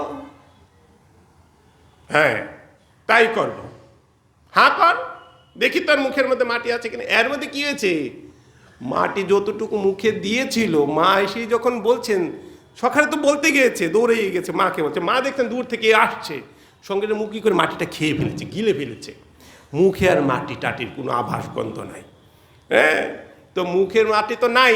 এইবার মা বলছে, তাহলে এক কাজ কর, ঠিক আছে, ইয়দ্যবং তর্হি বেদহি তুক্তস্ব ভগবান হরিহি বেদত্বা বেহ হতৈশ্বর্য ক্রীড়াম অনুজ বালকম। হ্যাঁ, খেলার ছলে ভগবান মুখ হাঁ করে দিয়েছেন। এই যখন মুখে হাঁ করেছেন, মা যশোমতী দেখছেন মুখের দিকে তাকিয়ে তাকিয়ে দেখছেন, হায় হায়, এ কি দেখছি, অনন্ত কোটি বিশ্ব ব্রহ্মাণ্ড গ্রহ নক্ষত্র তারকা রাজি গোপালের মুখের মধ্যে বিরাজমান রয়েছে। শুধু তাই নয়, সেইখানে নন্দগ্রাম আদি সব উপস্থিত রয়েছে, ওর মধ্যে একটা যশোদা, ওর মধ্যে একটা গোপাল, সেও মুখ হাঁ করে আছে, সেইখানেও যশোদা তাকে দর্শন করছেন। তার মুখের মধ্যে অনন্ত কোটি বিশ্ব ব্রহ্মাণ্ড। এইটা দেখে মা কেমন কেমন যেন লাগছে, মায়ের মাথাটা ঘুরে যাচ্ছে। হায় হায়, এ কি হলো, এ কি হলো, এ কি দেখছি, হায় হায়, এ কি বস্তু। মনে মনে চিন্তা করছেন, এই বোধহয় আবার কোনো অপদেবতা গোপালের উপর আশ্রয় করে নিয়েছে। এসব হবে কেন, গোপাল তো মাটি খেয়েছে। হ্যাঁ, এইবার নারায়ণের শরণাপন্ন হয়েছেন মা যশোমতী। বলছেন, এই পুত্র আমার, এই সংসার আমার, এই জগৎ আমার, এই গ্রাম আমার, এই আমার বুদ্ধিতে যেই মায়ায় আশ্রয় হয়ে এই আমার বুদ্ধি করে থাকি, সেই মায়ার যিনি অধিপতি নারায়ণ, আমি আপনার চরণে শরণাগত হয়েছি। আপনি কৃপা করে আমাকে, আমার গোপালকে রক্ষা করুন। গোপালের ভিতর যদি কোনো অপশক্তি প্রবেশ করে থাকে, সেই অপশক্তিকে আপনি অতি সত্বর দূরীভূত করে দিন। এই দেখে দেখে মা কেমন মূর্ছিত হয়ে পড়ে যাচ্ছে, মা ঠিক থাকতে পারছেন না। গোপালের অমঙ্গল আশঙ্কা। যেই দেখছেন গোপাল যে মায়ের আমার এহেন অবস্থা হয়ে যাচ্ছে, আরে এইটা তো গোপাল দেখাতে যায়নি, মাকে এই বিশ্বরূপ দেখানোর কোনো ইচ্ছাই গোপালের ছিল না, তাহলে মা এই রূপটা দেখলেন কেন? তাই না? বলছে, এই যে ভগবান বললেন যে আমি মাটি খাইনি, সর্বে মিথ্যা ভীষণসিনাহ, সবাই মিথ্যা কথা বলছে, তাহলে কি গোপাল কি কথাটা ঠিক বললেন না ভুল বললেন? গোপাল কি মিথ্যা কথা বলেন? তাহলে ভগবান মিথ্যা বলে, সত্য কেন মিথ্যার আশ্রয় নিবে? সত্যম পরম যদি ধীমহি হয়, তিনি যদি সত্য বস্তু হয়, তো সত্য কখনো তো মিথ্যার আশ্রয় হতে পারে না, সত্যের মধ্যে মিথ্যা থাকতেই পারে না। বলছে সত্য মিথ্যা গোপাল বলে নাই। কেন বলে নাই? বলছেন যে এই যে গোপাল যে মুখ হাঁ করেছেন, ওই যে আমার প্রভু মিথ্যা বলেন নাই, আমার প্রভু কখনো মিথ্যা বলতে পারেন না, এই শক্তি অর্থাৎ তার বিভূত শক্তি দেখছেন আমার ভগবান, আমার প্রভু মায়ের ভয়ে ভীত হয়ে গেছে। এইবার ভীত হয়ে এসে যা না তা বলতে শুরু করে দিয়েছে। হ্যাঁ, তাহলে তিনি যা বলছেন তাকেই সত্য করে দিব, তিনি যা বলছেন সেই বাক্যটাই সত্য হবে। তাই কি করেছেন, এবার বিভূত শক্তি তাকে আশ্রয় করেছেন। যখনই বিভূত শক্তি আশ্রয়, এই যে মুখের মধ্যে অনন্ত কোটি বিশ্ব ব্রহ্মাণ্ডের উদয় হয়ে গেছে, মুখগহ্বরের মধ্যে দেখিয়ে দিলেন যে দেখো আমার ভগবান, আমার প্রভু মিথ্যা বলে না। মুখের মধ্যেই তার সমস্ত কিছু রয়েছে। আবার যদি বলি যে গোপাল যে মাটি খেয়েছেন, যে এই যে বললেন মাটি খায়নি, এটার আরেকটি অর্থ সত্য হয়। কিরকম সত্য? তার মুখের মধ্যেই আছে। ওখানে বলছেন, হ্যাঁ, পঞ্চমহাভূত তার মুখের মধ্যে বিরাজমান রয়েছে, 3 গুণ তার মুখের মধ্যে বিরাজমান রয়েছে। তো পঞ্চমহাভূতের মধ্যে তো মৃত্তিকা শক্তি রয়েছে, মহীও রয়েছে, ক্ষিতিও রয়েছে। তাহলে কি করে মিথ্যা বলল? সব তো আমার মধ্যে। খাওয়া মানে কি? বাহিরের দ্রব্য মুখের ভিতরে প্রবেশ করানোকে খাওয়া বলে। দ্রব্যটা আমার বাইরে আছে, আমার ভিতরে নিয়ে যাচ্ছি, উদরের ভিতর প্রবেশ করাচ্ছি, ওইটা হচ্ছে খাওয়া। যদি আমার মুখের মধ্যেই থাকে তাহলে খাওয়া কি করে হলো? আমি খাবো কি? তো আমার মুখের মধ্যেই আছে, এমনিতেই আছে, তার জন্য আমার চেষ্টা পরায়ণ হতে হয় না। এই যে শক্তি দেখিয়ে দিয়েছেন, আমার প্রভু মিথ্যা বলছেন না। তো মা কেমন হয়ে যাচ্ছে দেখতে পেয়েছেন।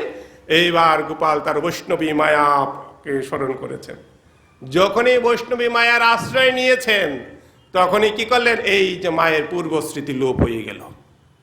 যখনই মায়ের পূর্বস্মৃতিটা লোপ হয়ে গেল, এইবার আর মা যে ওই যে মুখের মধ্যে কি দেখেছিলেন, আর কিছু মায়ের স্মৃতিতে নাই। গোপাল মুচকি হেসে দিয়েছেন। ওই যে হাসিটার মধ্যে মায়া শক্তি লুকিয়ে আছে, তার হাসিটাও একটা শক্তি। যখনই ওই হাসিটা দেখে, জীবের পূর্বাপরের কোনো স্মৃতি আর থাকতে পারে না, শুধু ওইটার মধ্যেই তার মন দৃষ্টি সব নিবিষ্ট হয়ে চলে যায়। হ্যাঁ, তো কি করছেন, এবার সেই শক্তি দেখে এবার মা পুনরায় আত্মস্থ হয়েছেন। এইবার হাতে ধরে নিয়ে চলে যাচ্ছেন গোপালকে। যখন নিয়ে যাচ্ছেন, এইখানে এই যে মাকে বিশ্বরূপটা গোপাল দেখলেন বা মা দেখলেন, সুখদেব গোস্বামীপাদ বলছেন বিশ্বরূপ দেখিয়েছেন। আবার অর্জুনকেও ভগবান বিশ্বরূপ দর্শন করিয়েছেন, তাই না? শ্রীমদ ভগবদ গীতার 11 অধ্যায় তো বিশ্বরূপ দেখিয়েছেন।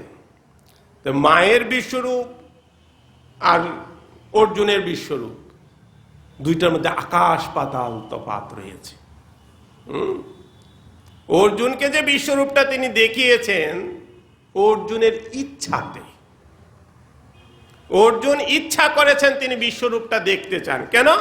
ভগবানের এত এত বিভূতির কথা যখন শুনলেন অর্জুন, শুনে শুনে যে এই সমস্ত ব্রহ্মাণ্ডে যত কিছু শ্রেষ্ঠ বস্তু আছে সমস্ত কিছু আমার বলে জানবে, আমি তার মধ্যে শ্রেষ্ঠ হয়ে রয়েছি, আমি ছাড়া এই ব্রহ্মাণ্ডে দ্বিতীয় কোনো বস্তু নাই। পক্ষীগণের মধ্যে আমি গরুর, তারপর পশুগণের মধ্যে আমি সিংহ, ভৃগুগণের মুনিগণের মধ্যে আমি ভৃগু, অর্জুন পাণ্ডবের মধ্যে আমি অর্জুন, জ্ঞানীগণের মধ্যে আমি দেবগুরু বৃহস্পতি, শাস্ত্রজ্ঞ ব্যক্তিগণের মধ্যে আমি শুক্রাচার্য, এইভাবে শ্রেষ্ঠ শ্রেষ্ঠ জগতে যা কিছু রয়েছে হে অর্জুন সব আমার বিভূতি কলা অংশভূত। এত কথা কি বলবো তোমাকে, কত বিভূতি আছে আমার, কত বিভূতির কথা তোমাকে বলবো। এইটুকু মনে রাখো, একাংশে স্থিত জগৎ, এই সমস্ত ব্রহ্মাণ্ডটা আমার একটা অংশ স্থিত হয়ে রয়েছে। এই তাই সমস্ত ব্রহ্মাণ্ড তোমার মধ্যে একটা অংশ স্থিত। তুমি কে? তাহলে তোমার স্বরূপটা কি? হে যাদব, হে মাধব, হে ঋষিকেশ, যদি তুমি মনে করো আমি তা দেখার যোগ্য, তুমি আমাকে তোমার তাহলে স্বরূপটা দর্শন করাও। জ্ঞাতুম এবার দ্রষ্টুম, এতক্ষণ জ্ঞাতুম হয়েছি, জেনেছি তোমার সম্বন্ধে, জানতে জানতে তোমার দেখার লালসাটা উত্তর উত্তর বৃদ্ধিপ্রাপ্ত হয়েছে, এবার তোমাকে তাহলে দেখাও তুমি কে। ভগবান বলছেন তোমার এই মনুষ্য চক্ষুর দ্বারা আমাকে দেখতে পাবে না অর্জুন, তোমার জন্য, সেই জন্য আমি তোমাকে দিব্য চক্ষু দান করছি। মা যশোমতীকে কিন্তু বলেন নাই যে তোমাকে আমি দিব্য চক্ষু দিচ্ছি আমার মুখের দেখো। মা যশোমতী এমনিতেই দিব্য, তার সর্বাঙ্গটাই দিব্য। ওই যে প্রথমেই বলেছি গুণাতীত, ব্রজের কোনো বস্তুকে গুণের মধ্যে রাখবেন না, সমস্ত ব্রজধামটাই গুণাতীত, অপ্রাকৃত ধাম। প্রাকৃত জগতে এসেছে ঠিক, কিন্তু অপ্রাকৃতই রয়ে আছে। আমরা প্রাকৃত চক্ষুর দ্বারা দর্শন করি বলে প্রাকৃত বলে বোধ হয়, কিন্তু ব্রজধাম অপ্রাকৃত ধাম। জগদানন্দকে কতবার বলেছেন মহাপ্রভু, শুনো জগদানন্দ সাবধান, তোমার ব্রজে যাওয়ার দরকার নেই। তুমি কেন ব্রজে যাবে? তোমার ব্রজে যেতে হবে না। জগদানন্দ যাবেনই যাবেন, বারবার সাবধান করে দিয়েছেন, শুনো জগদানন্দ, ব্রজে যাবে ঠিক, কিন্তু ব্রজে গিয়ে মর্ত বুদ্ধি সম্পন্ন করবে না। কিন্তু ব্রজে প্রত্যেকটা বস্তু চিন্ময় স্বরূপ, আর ব্রজে যে কারো সম্বন্ধে কোনো রকম কটু বাক্য বলবে না, আর অধিককাল তুমি ব্রজেও বাস করবে না, তুমি অতি সত্বর ফিরে আসবে, আর সনাতনের সাথে সাথে থাকবে। সনাতন যে এখানে নিয়ে যাবে, সনাতন যা দেখাবে তাই দেখবে, তার অতিক্রম কিছু করবে না। ব্রজে যাইবে না রহিবে চিরকাল, গোবর্ধনে উঠিয়া না দেখিবা গোপাল। গোবর্ধনে সাবধান, গোবর্ধন অঙ্গে পা দিবে না। সাক্ষাৎ গোবিন্দ বস্তু, সাক্ষাৎ গোবিন্দ তত্ত্ব গোবর্ধন শিরা। ব্রজবাসীরা উঠে উঠুক, এটা তাদের অধিকার, তারা ব্রজবাসী, তারা দিব্য বস্তু, তাদের সেই অধিকার আছে। ব্রজবাসী ভিন্ন, কারো সেই অধিকার নাই। সেই ব্রজধাম চিন্ময় ধাম, অপ্রাকৃত ধাম। তাই মা যশোমতী আদি সমস্ত কিছু তৃণগুলমলতা পর্যন্ত বৃন্দাবনের অপ্রাকৃত কোন তত্ত্ব। কেন? ওই যে প্রথম দিন মহিমায় তৃণগুলমলতার থেকে উদ্ভূত হয়েছেন উদ্ধবজি। বলছে তৃণগুলমলতা গুলো এক একটা দিব্য দিব্য মহাপুরুষ। প্রভু বন্ধু সুন্দরের লীলায় প্রভু থাকেন কুসুম সরোবরের গুফাতে,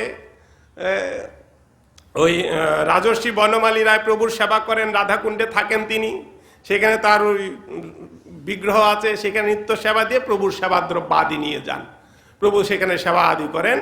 তো একদিন তিনি বনমালীকে বলছেন, বনমালী, কালকে একজন মহাপুরুষ দেহ রক্ষা করবেন, যাও কীর্তনের ব্যবস্থা করো। তো বলছেন মহাপুরুষ, জানতে হবে মহাপুরুষটা কোথায় থাকে, তাকে ঘিরে নাম হবে। তো প্রভু জিজ্ঞাসা করেছেন মহাপুরুষ কোথায় থাকেন। প্রভু অঙ্গুলি দিয়ে দেখেছেন বনখণ্ডী মহাদেব আছে না রাধাকুণ্ডের পাশে, গলিটার ভিতর দিয়ে ঢুকে একটু, হ্যাঁ, বনখণ্ডী মহাদেব, সেই বনখণ্ডী মহাদেবের পাশে একটি তেঁতুল বৃক্ষ বিরাট। বলছে ওই যে, অঙ্গুলি নির্দেশ করে দিলেন, হ্যাঁ, এই হচ্ছে সেই মহাপুরুষ। প্রভুর বাক্যের উপর কেউ কোনো কথা বলতেন না, প্রভু বলেছেন এটা অবশ্যই পালনীয়। হ্যাঁ, তো ঠিক বনমালী কি করেছেন, অধিবাস আদি করে সমস্ত মহন্ত বৈষ্ণবদের সংবাদ দিয়েছেন, এই তত্ত্বের কথা জানিয়েছেন। পরদিন ভোর থেকে নাম শুরু হয়েছে, সারাদিন ঘিরে ঘিরে ঘিরে ঘিরে সে তেঁতুল বৃক্ষটাকে ঘিরে ঘিরে নাম হচ্ছে। মধ্যাহ্নকালীন সময়ে ঝড় নাই, বৃষ্টি নাই, কিচ্ছু নাই, আপনাতে মর্মর ধ্বনি শব্দ করতে করতে তেঁতুল বৃক্ষটা ভেঙে পড়ে গেছে। এমন ভাবে ভেঙে পড়েছে, বন্ধুলীলা তরঙ্গিনীতে উদ্ধৃতি দিয়েছেন যে মনে হচ্ছে তেঁতুল বৃক্ষটা মানুষ যেরকম হাতে হেলান দিয়ে এরকম ভাবে শুয়ে থাকে, একটি ডালের উপর এইভাবে হেলান দিয়ে মরমর করে ভেঙে পড়েছে। জানে কোন ওই যে কীর্তনরত যারা আছেন তাদের যেন কোনো বিঘ্ন উৎপাদন না হয়। মহাপুরুষ তো ব্রজে সব চিন্ময় তত্ত্ব, অপ্রাকৃত ধাম শ্রীধাম বৃন্দাবন। হ্যাঁ, তাকে প্রাকৃত চক্ষুতে প্রাকৃত বুদ্ধিতে বিচার করলেই ভুল হয়ে যাবে, অপরাধ হয়ে যাবে, সাবধান। এই জন্য ব্রজটা সাংঘাতিক তত্ত্ব।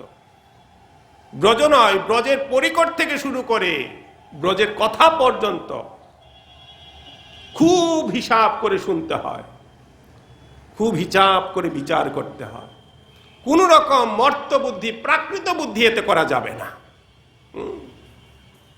আমি প্রায়ই বলি এই তিনটা বস্তু, যে বৃন্দাবনের রজ, পতিত পাবনী গঙ্গা, জগন্নাথের মহাপ্রসাদ, তিনটি চিন্ময় দিব্য স্বরূপ। এই তিনটি নিত্য ধারণের ফলে জীবের অহৈতুকী ভক্তির উৎপত্তি হবে।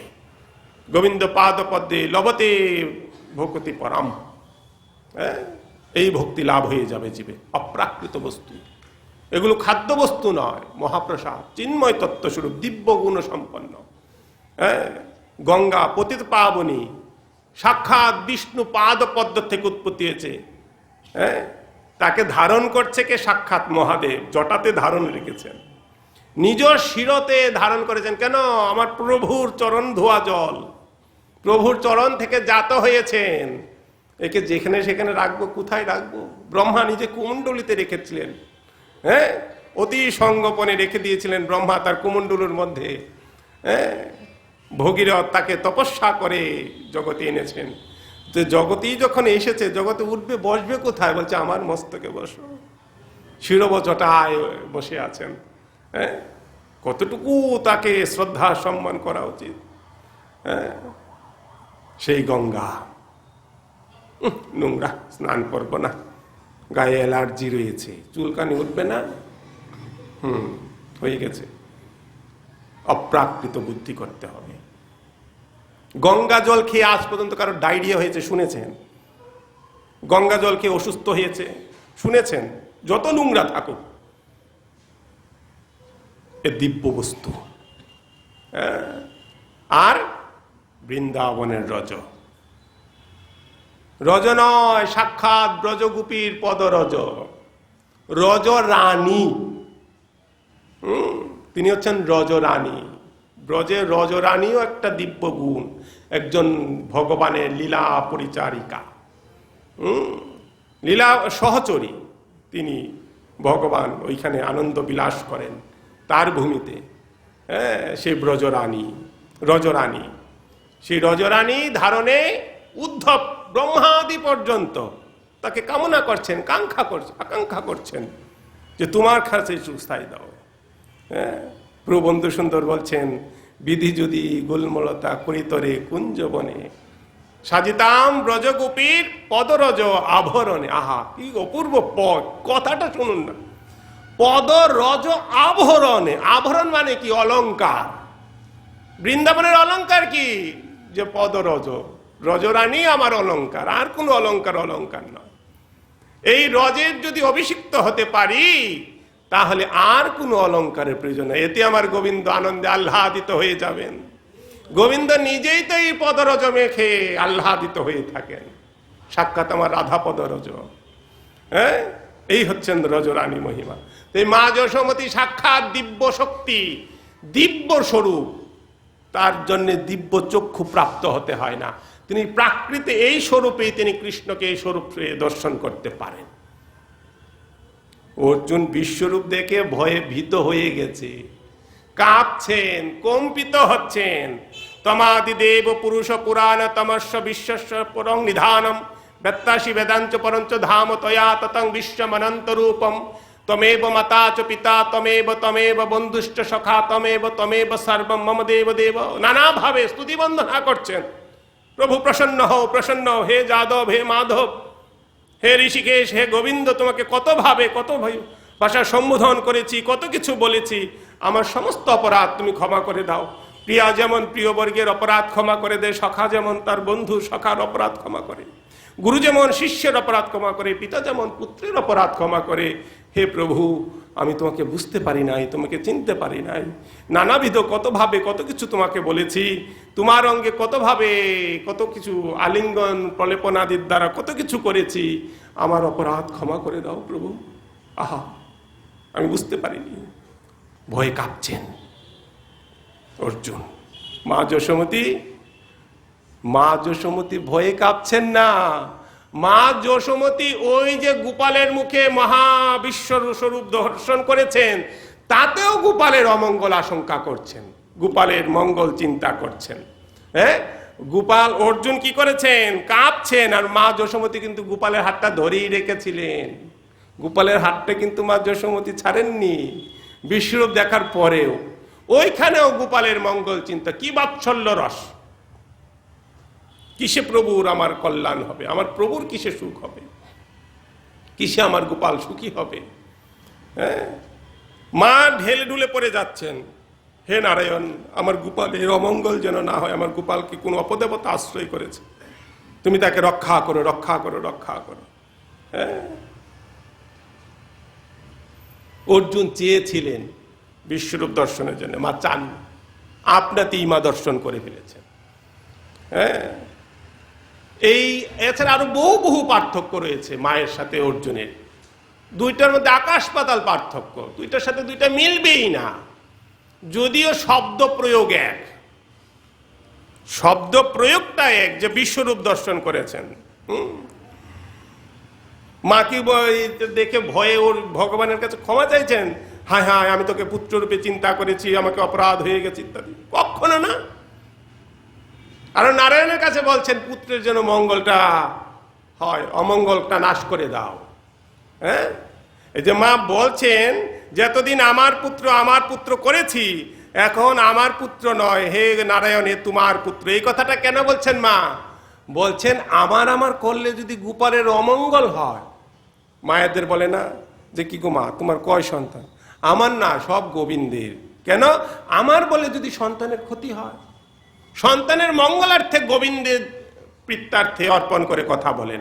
তদ্রূপ মা যশোমতী আমার বললে তো গোপালের মুখে এসব কি দেখছি, আমার চিন্তা করিতেই অমঙ্গল, তাই গোপালের জন্য মঙ্গল হয়। আমার না, নারায়ণ তোমার অংশ, তোমার স্বরূপ, তোমার ধন, তোমার বাড়ি, তোমার গোপাল। হ্যাঁ, গোপালের মঙ্গলার্থে মা নারায়ণের গোপাল বলে উচ্চারণ করছে। এতেও গোপালের হিত সাধন। এই হচ্ছে বাৎসল্য রসের মূর্তি। হ্যাঁ, আর মা বিশ্বরূপের মধ্যেও বিশ্বরূপ দেখেছেন, তাই না? অর্জুন তো শুধু বিশ্বরূপ দেখেছেন। মা কি দেখছেন? অনন্ত কোটি বিশ্ব ব্রহ্মাণ্ড গ্রহ নক্ষত্র তারকারাজি মুখের মধ্যে। ওইখানেও নন্দগ্রাম, ওইখানেও মা যশোমতী, ওইখানেও গোপাল, ওইখানে মুখ গোপালের হাঁ করে আছে, ওর মধ্যে আবার বিশ্বরূপ। একটা বিশ্বরূপের মধ্যে আরেকটা বিশ্বরূপ দর্শন করেছে। অনন্ত অনন্ত তার বিশ্বরূপ ওই মুখের মধ্যে মা দর্শন করে দিয়েছেন। অনন্ত অনন্তময়। প্রভু প্রভু প্রভু হে অনন্ত অনন্তময়।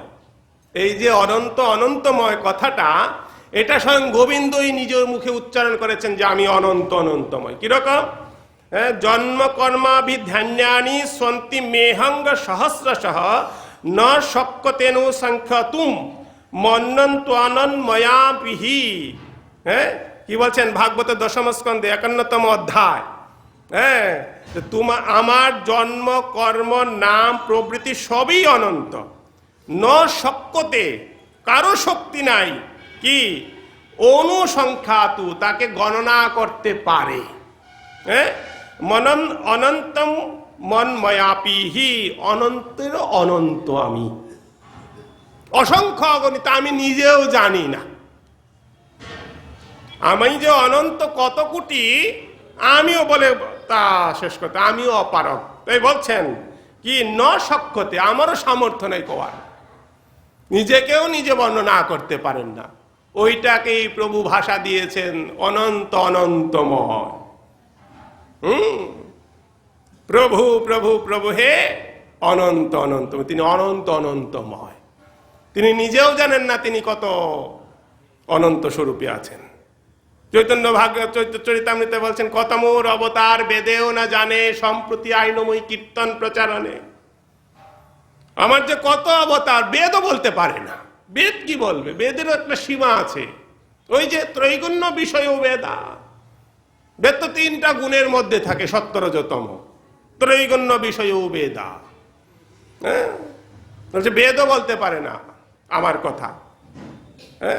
আর বেদ কি বলবে? আমি নিজেই বলতে পারি না, আমি নিজেই জানি না। আমাকে জেনে তো বেদ জ্ঞানী হয়েছে, বেদ বেদজ্ঞ হয়েছে, আমাকে জানে বলে। আমি তো আমার তত্ত্ব উপলব্ধি করতে পারি না, বেদ কি জানবে?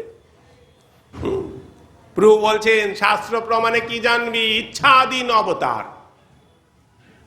নিজের স্বরূপ বলতে গিয়ে বলছেন, বলছে শাস্ত্র দিয়ে তাকে জানা যায়। বলছে কখনো জানা যায় না, শাস্ত্রও তাকে জানা। বলতে শাস্ত্রের প্রয়োজন কি? শাস্ত্র যদি তাকে না বলতে পারে, শাস্ত্র দিয়ে যদি না জানে, তো শাস্ত্রের তো মহিমা এত ঘন ঘটা কিসের? বলছে শাস্ত্র কিছুটা আভাস দেখিয়ে দেয়। শাস্ত্র বলে দে এই এই পথে যাও, এই পথে গেলে তাকে পেতে পারো। সহায়ক। শাস্ত্র হচ্ছে সহায়ক। কেদারনাথে যদি উঠতে যান, একটা লাঠি প্রয়োজন। তো লাঠি কি আপনাকে তুলছে? লাঠি তো আপনাকে কেদারনাথে তুলবে না, তাই না? তা আপনাকে উঠতে হলে লাঠিটা নিয়ে উঠলে কি হবে? একটু কষ্টটা কম হবে, অতি সহজেই সুলভভাবে আস্তে ধীরে গিয়ে উঠতে পারবেন। লাঠি ছাড়া উঠলে খুব কষ্ট হবে। যারা ট্রেকিং করে পাহাড়ে পর্বতে, তাদের একটা সবসময় একটা লাঠির মতো থাকে, যষ্টির, এটা দিয়ে তাদের সহজ হয়। তাই বলে এইটা তাকে তুলছে না, উঠছে কিন্তু সে নিজে। ভগবানকে পেতে হলে আপনার নিজেরই তপস্যা করতে হবে, আপনার নিজের ইচ্ছাতেই যেতে হবে। শাস্ত্র ওই যষ্টির কাজ করবে, সহায়ক। সে সহায়তা করবে, তাকে ধরলে কি সহজে যেতে পারবেন, কারণ সে মাধ্যম, সহজে যাওয়া যাবে। তো সেই রকম এই লীলাটা শুনে এইবার পরীক্ষিত মহারাজ সুখদেব গোস্বামীপাদকে বলছেন, আচ্ছা গুরুদেব, এই যে কথাটা বললেন, লীলাটা বললেন, অতি উত্তম লীলা, কিন্তু এই নন্দ মহারাজার যশোমতির এমন কি সৌভাগ্য? অখিল ব্রহ্মাণ্ডপতিকে তারা পুত্ররূপে প্রাপ্ত হয়েছেন। যশোদারই বা এত কি মহিমা, এমন কি পুণ্য করেছিল যশোদা যে এই ভগবানকে স্তন দান করছেন, যা বসুদেব দেবকীও প্রাপ্ত হতে পারেননি। ভগবান বসুদেব দেবকীর স্তন পান করেননি, মা যশোমতীর স্তন পান হয়েছেন তার ঘরে, কিন্তু স্তনটা পান করছেন যশোমতী। তাহলে তো দেখা যাচ্ছে দেবকীর থেকে যশোদার ভাগ্য অনেক অনেক বেশি। এমন কি তারা পুণ্য করেছিল? নন্দ কিম করোদ ব্রাহ্মণ শ্রেয় এবং মহোদয়ম যশোদাচ মহাভাগা পপৌয়স্য স্তনম হরিহি। ভগবান যার স্তন্য পান করে, শুকৌবাচ, সুখদেব বলছেন, দ্রোণো বসনাং প্রবরো ধরয়া সহ ভাইরয়া করিষ্যামান আদেশান ব্রহ্মণস্তম উবাচহ। কি বলছে, এই যে নন্দ মহারাজ তিনি ছিলেন দ্রোণ, অষ্টবসুর এক বসু, হ্যাঁ, আর এই যশোমতী ছিল ধরা। তারা পূর্বজন্মে বলছে এইখানে গোস্বামী পাদ টিকা করেছে, বলছে সুখদেব গোস্বামী পাদ আভাস দিয়ে চলে গেছেন, তিনি বিস্তার বর্ণনা করেননি। কি যে মা যশোমতী এবং নন্দরাজা ধরাদ্রোণ ছিয়ে হয়ে তপস্যা করেননি, ধরাদ্রোণ তাদের অংশ স্বরূপ। নন্দ মহারাজা তপস্যা করে গোবিন্দকে প্রাপ্ত হননি, তারা নিত্য সিদ্ধ স্বরূপ, তারা স্বাভাবিকভাবেই বাৎসল্য রসের মূর্তি স্বরূপ, তার কাছে গোবিন্দ এমনিতেই থাকে, তার জন্য তার তপস্যা শক্তির প্রয়োজন হবে না। তারা নিত্য সিদ্ধ, নিত্য পরিকর, তারা এমনিতেই গোবিন্দ রত্নকে প্রাপ্ত হন। গোবিন্দ এই রত্ন ছাড়া কারো রত্নকে গ্রহণ করবেন না। আসতে পারেন অপরের কাছে তপশক্তির প্রভাবে বরদানের মহিমা প্রকাশার্থে, কিন্তু চলে যান তার নিত্য পিতামাতার কাছে। যখন বসুদেব দেবকীর কাছে আবির্ভূত হয়েছেন, তপস্যা করেছিলেন তো, বুঝে প্রথম জন্মখণ্ডে আস্বাদন হয়েছে, তপশক্তির প্রভাবে তারা প্রাপ্ত হয়েছেন। কৈকির কাছে তিনি বর প্রদান প্রতিশ্রুতি বাক্য দিয়েছেন, ঠিক আছে মা যাও, তোমার জন্য এত দুঃখ, আমি তোমার পুত্র হয়ে জন্মগ্রহণ, তবে মা একটা কথা, কি তোমার স্তন কিন্তু আমি নিব না, আমার নিত্য পিতামাতা আছে, তাদের কাছেই আমি যাব। ঠিক আছে, আমার গর্ভে তো আসবি। ওই শক্তি এবার দেবকীর সাথে এসে যুক্ত হয়েছে। লীলাতে শুধু একটা কারণে ওই ব্যক্তিটা বা ওই ঘটনাটা ঘটে না, বহু কারণের একত্রে সন্নিবিষ্ট হওয়ার ফলে লীলাটা সংগঠিত হয়। যেমন গৌরবতারে যদি দেখেন, গৌরবতারে শুধু বলরাম শুধু এক শক্তি নয়, সংকর্ষণ শক্তি, বলরাম নিত্যানন্দ নয়, নিত্যানন্দের মধ্যে আর অনেক শক্তি রয়েছে। কারণ ব্রজের যত যত পরিকররা রয়েছেন, এবার সকলেই যখন ব্রজে ছেড়ে এবার নবদ্বীপে এসেছেন, এবার সংখ্যা কমে গেছে। তো সংখ্যাটা কমে যাবার ফলে এই যে এত এত সংখ্যা, সমস্ত সংখ্যা অধিক অধিক সংখ্যা একটির মধ্যে এসে সন্নিবিষ্ট হয়েছে।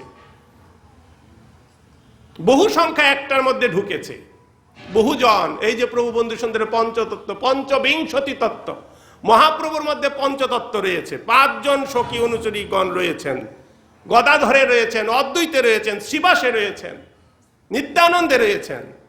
তা না হলে যদি ওই শক্তিগুলো, অনঙ্গ মঞ্জুরি আদি শক্তিগুলো যদি না থাকে, তাহলে কি করে নিত্যানন্দ বিলাসের মধ্যে প্রবেশ করেন? বড় ভাই কি করে ডায় ছোট ভাইয়ের কুঞ্জের মধ্যে ঢুকতে পারে কি করে?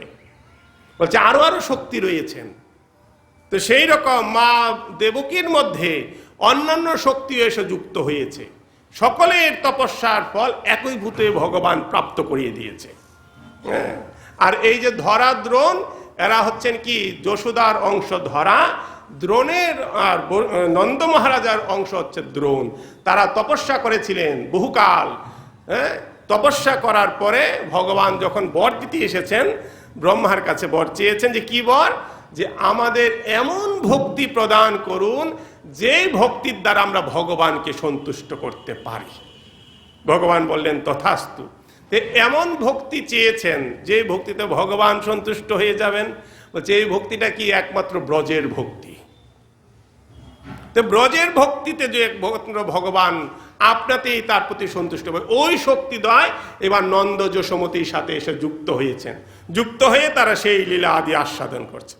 সুখদেব গোস্বামী পাদকে, পরীক্ষিত মহারাজকে এইভাবে সুখদেব বলে দিলেন সংক্ষেপে। বলছে এই সেই ধরা দ্রোণ নন্দ যশোমতী হয়ে গোবিন্দকে আহ্লাদিতভাবে আস্বাদন করছেন। গোবিন্দ তাদের কুড়ে অঙ্কে সাহিত্য থেকে নানাবিধ লীলা বিলাস করে পরম আনন্দ সুখ উপলব্ধ করছেন। আনন্দতম বস্তু আনন্দের মধ্যে থাকুক, আমরাও তার থেকে কিছু আনন্দ উপভোগ করবো। অত্রেতি ব্যাস বিশ্রাম।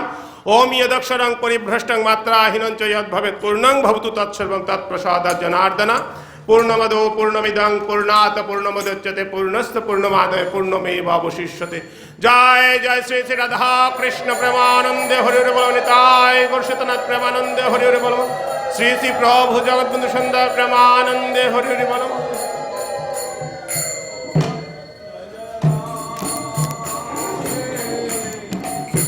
আজকেও কেটে গেছে। রেকর্ড করলাম প্রায় আধা ঘন্টা। প্রথম দিকে ভালোই হচ্ছিল, হঠাৎ করে এমন কেটে যায় কেন? এই যে এখানে নেটওয়ার্কটা কিছুটা গড়বড় আছে। তাহলে কালকে কালকে থেকে অন্তত তোমার নেট আগের দিয়ে করতে আগের হবে। দিনেরগুলো আগের দিনের প্রথম দুদিন ঠিক হয়েছে, কালকে ওগুলো আসলে এমন হলো। আর আজকেরটা তো সাথে সাথে ধরা পড়েছে, ওই জন্য সাথে সাথে রিজেক্ট ঘুরিয়ে দিই। ওইটা ই করে যুক্ত করে না দিলে দিয়ে দিতে হবে রাত্রের মধ্যে, বুঝতে হ্যাঁ, তো? রাত্রের মধ্যে বাড়ি গিয়ে আর কি, হ্যাঁ, বাড়ি গিয়ে আর কি দিয়ে দেবো। হ্যাঁ, হ্যাঁ। আমি কালকে